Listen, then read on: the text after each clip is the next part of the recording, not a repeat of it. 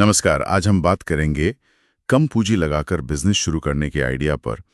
हमारे पास एक विस्तृत समीक्षा है जो इसके फायदे और नुकसान दोनों का विश्लेषण करती है। तो मकसद ये समझना है कि क्या ये रास्ता वाकई में प्रैक्टिकल है, और अगर हाँ तो मतलब किन बातों का ध्यान रखना जरूरी है। क्योंकि देखिए, पहली नज़र में तो ये बहुत आकर्षक लगता है। कम पैसा लगाना मतलब कम जोखिम, है ना, और अपने आइडिया को परखने का भी एक मौका मिल जाता है। तो चलिए इसकी तह तक जाते हैं।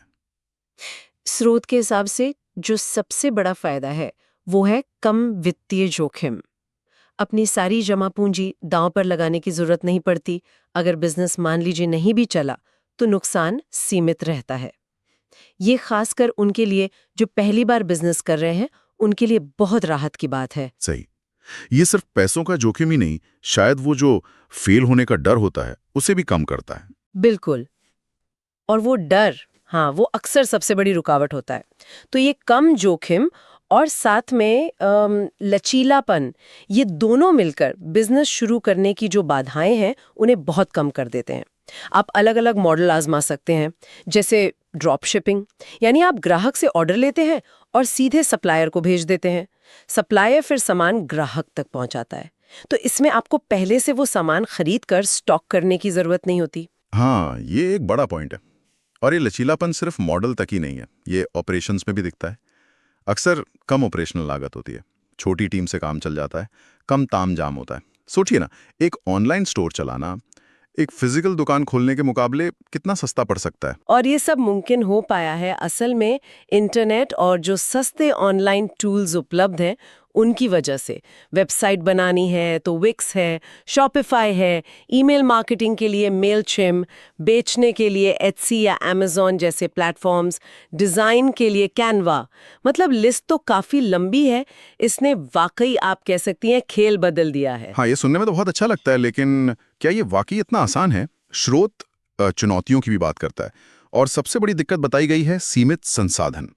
जब पैसा कम होता है तो जाहिर है हर चीज में कटौती करनी पड़ती है ना, चाहे वो प्रोडक्ट की क्वालिटी हो, मार्केटिंग हो, या फिर किसी एक्सपर्ट की मदद लेना हो। सही कहा। और सीमित मार्केटिंग बजट एक बहुत बड़ी चुनौती बन जाती है। आप शायद महंगे विज्ञापन या फिर वो जो विस्तृत एसईओ कैंपेन होते हैं, यानी सर्च इंजन ऑप्टिमाइजेशन, जिससे आपकी वेबसाइट गूगल सर्च में ऊपर दिखे, उस पर शायद खर्च ना कर पाएं। और जो मुफ्त तरीके हैं, जैसे सोशल मीडिया या लोगों की आपसी बातचीत, जिसे वर्ड ऑफ माउथ कहते हैं, वो काम तो करते हैं पर उनमें समय बहुत लगता है। नतीजे भी धीरे धीरे ही आते हैं। और यहीं पर देखिए दूसरी बड़ी चुनौती सामने आ जाती है, समय की अधिक जरूरत। जब आप पैसा कम लगा रहे हैं तो फिर आपको अपना समय और मेहनत ज्यादा लगानी पड़ती है।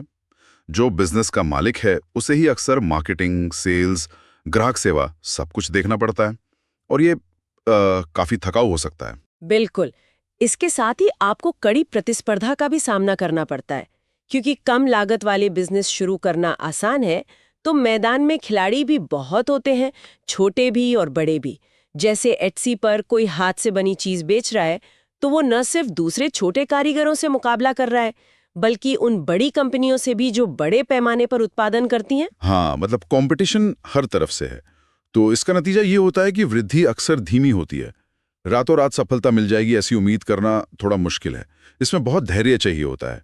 वो जो शुरुआती दौर होता है जब कमाई बहुत कम होती है, शायद उस वक्त टिके रहना ही सबसे मुश्किल होता है। और एक और जोखिम है जिसे नजरअंदाज नहीं किया जा सकता। बजट की कमी कभी-कभी गुणवत्ता और विश्वसनीयता पर भी असर डाल सकती है। जैसे आपने ड्रॉप शिपिंग का उदाहरण लिया था। अगर आपका सप्लायर खराब क्वालिटी का सामान भेज दे, तो नाम तो आपके ब्रांड का खराब होता है ना? क्योंकि ग्राहक को तो आपसे मतलब है, सप्लायर से नहीं। सही बात है। तो इन सब चुनौतियों को देखते हुए स्रोत कुछ कम निवेश वाले बिजनेस आइडियाज के उदाहरण भी देता है, जैसे फ्रीलांसिंग है, लेखन, डिजाइन वगैरह। इसमें आपका मुख्य निवेश आपका स्किल और आपका समय होता है। या फिर ऑनलाइन कंसल्टिंग या कोचिंग, जहां आप अपनी एक्सपर्टीज को, अपनी विशेषज्ञता को बिना किसी बड़े सेटअप के बेच सकते हैं। इनके अलावा drop shipping, affiliate marketing, print on demand, blogging, social media management, ऐसे कई विकल्प हैं। हाँ, ये उदाहरण दिखाते हैं कि रास्ते तो कई हैं, लेकिन अगर हम पूरी तस्वीर देखें तो ये चुनौतियां असल में पूंजी और समय या प्रयास के बीच एक संतुलन बनाने की कहानी कहती है। मतलब कम पूंजी का सीधा मतलब है ज्यादा व्यक्तिगत समय और मेहनत का निवेश। तो कुल मिलाकर हम ये कह सकते हैं कि कम निवेश वाला रास्ता व्यवहारिक तो है, निश्चित रूप से है। ये जोखिम कम करता है, लचीलापन देता है और सीखने का भी एक शानदार मौका देता है। लेकिन हाँ, ये कोई जादुई छड़ी नहीं है। सीमित संसाधन, कड़ी प्रतिस्पर्धा, धीमी गति से विकास, ये सब असली चुनौतियां हैं। इसके लिए सोच समझकर प्लानिंग और हाँ, ढेर सारे धैर्य की जरूरत पड़ेगी। बिल्कुल, स्रोत ने योजना और धैर्य पर सही जोर दिया है। लेकिन एक चीज जो शायद उतनी साफ तौर पर उभर कर सामने नहीं आई, वो है संसाधनशीलता, मतलब रिसोर्सफुलनेस, यानी कम साधनों में जुगाड़ लगाकर काम चलाने की कला। सोचने वाली बात यह है कि कम निवेश का मतलब शून्य निवेश तो नहीं होता है।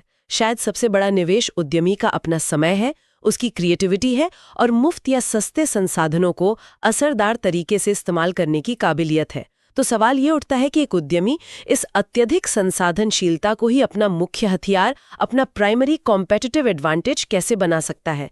ये आगे सोचने के लिए एक दिलचस्प बिंदु है।